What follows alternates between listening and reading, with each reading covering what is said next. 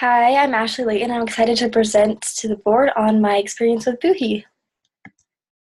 So to start the semester, the CMO gave me some specific goals, and one of those was spending a weekly budget of $5,000, and this would ultimately help us grow brand awareness, increase engagement, and then drive sales.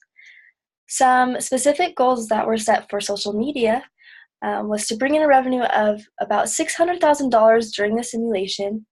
Another thing was I wanted to help grow the market share by about 2%, and ultimately connected to that would be make sure that our brand is at the top of mind of our customers and potential customers.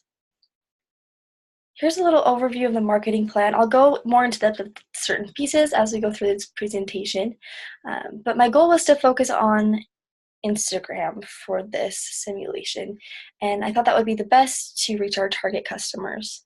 And to help do that, I made editorial calendars to strategically plan out the posts for all the different platforms weekly. The strategy for me in the simulation was to copy the competitors. And what I mean by that is looking at some of our competitors, for example, Herschel.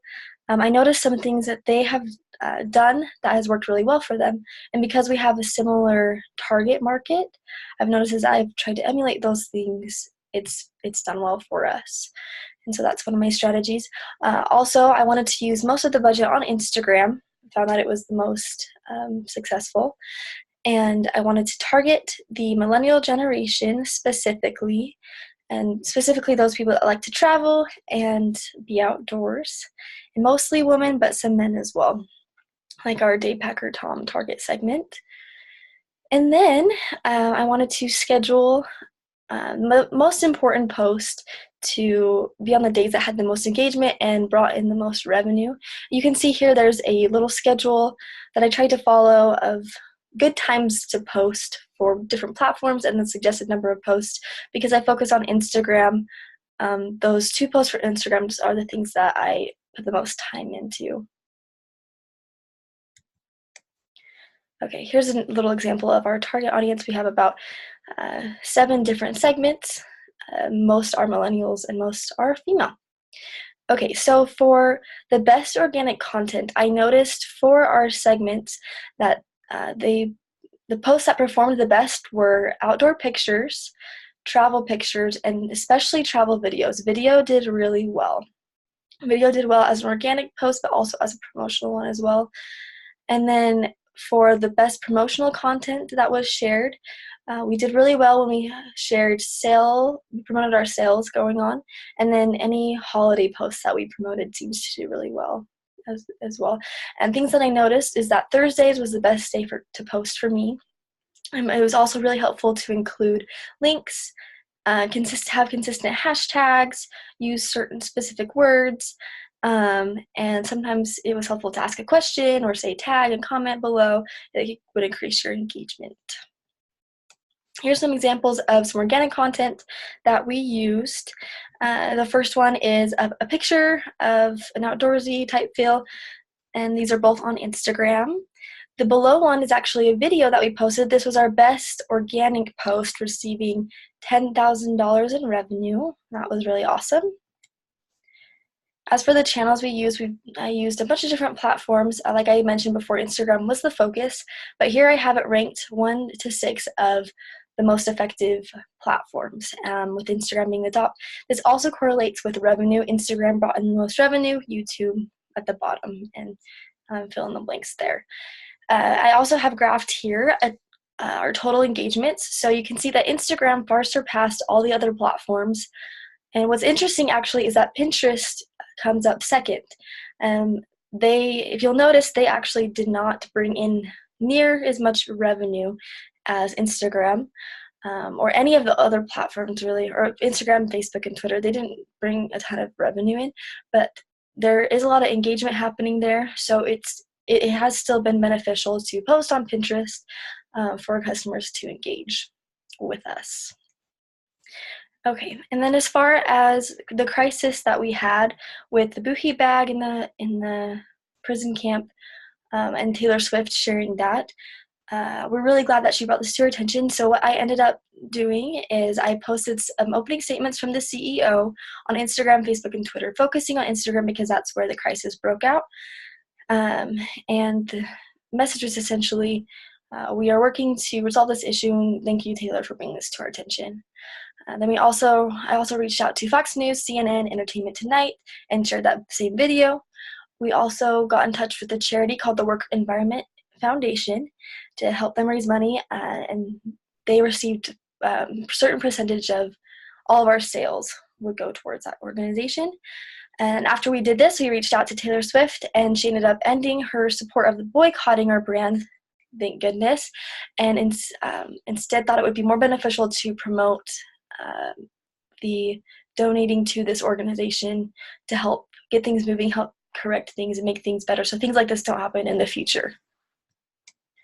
Okay, as a financial overview, the total revenue was $521,981, and that was a little bit lower than the goal, and I do believe that was because of the A/B testing at the beginning. Now that the processes are more established, going forward in the next 12 weeks, I anticipate that we'll for sure be able to meet the 600,000, maybe even more than that. You can see our total engagements, conversions, and impressions as well. And then as far as the budget, overall, I was given a budget of $60,000, excuse me.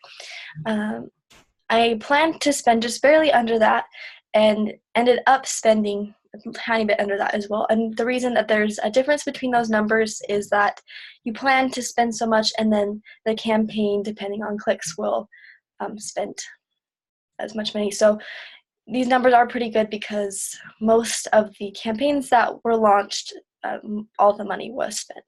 So that went well. Here's just some graphs to show the growth. So you can see here that in the revenue and in our engagement, likes, and comments on Instagram, which is where our focus was, that the revenue did grow. We had a spike during the holiday season, but ultimately it's risen, and hopefully we can keep that consistent. Any questions? Let's see what the board has to say.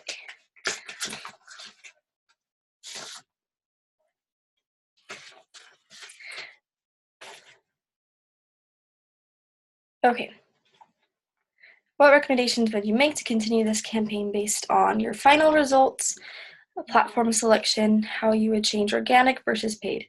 Okay, so based on the final results, I would say that going forward, I think it would be really important to still focus on Instagram and really play our strengths there. I would put more effort into creating more content. I think we need a bigger selection of outdoor photos and videos so we can keep those being posted regularly. I would also say I would want to see some more posts on Pinterest, just because we do get some engagement there, and then also sharing those things on Facebook. And then I do think it's really important to have a strong organic base for posts, and I'd like to keep seeing that. But as far as the paid posts, I think that if those were planned out even more, that they could be really beneficial. And then it asks here, how did you handle the crisis? I kind of talked a little bit about that, but basically the strategy was to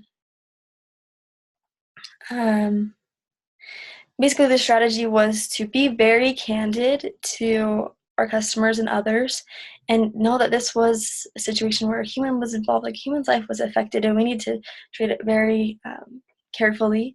And the strategy was that we can grow from this. We can become an even better company. And a lot of our customers, millennials tend to like companies that are ethical and that are socially involved with things that are going on. So this could be I could see it being really good for our company and actually improving things.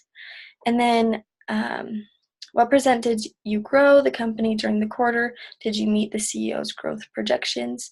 I believe we did meet those growth projections. I don't have the percentage, but you could see in the graphs I showed that things have consistently grown in sales and with the engagement as well. And then recommendations for Brother Labat. Oh man. Well, I really loved this class, and I thought it taught a lot. Recommendations I might have. Oh man. I mean, we've talked about this. It's more for the simulation. I think it would be nice if it looked even more like the actual platforms do. I think that would be nice. As far as recommendations, I just think it's really good I think it might be good to explain in the beginning a little bit more about editorial calendars. I ended up at the beginning, I made I looked at the recommended number of posts, and Pinterest was like 15 posts a day, but I planned 3 posts a day for just Pinterest, and then the recommended number for all the platforms, and it took a really long time. So I don't know if there's a way you could explain, have a strategy on, you don't have to focus on all the platforms, but kind of pick and choose which ones work the best and figure that out. I think that would be helpful. Anyways, thank you for listening to my presentation.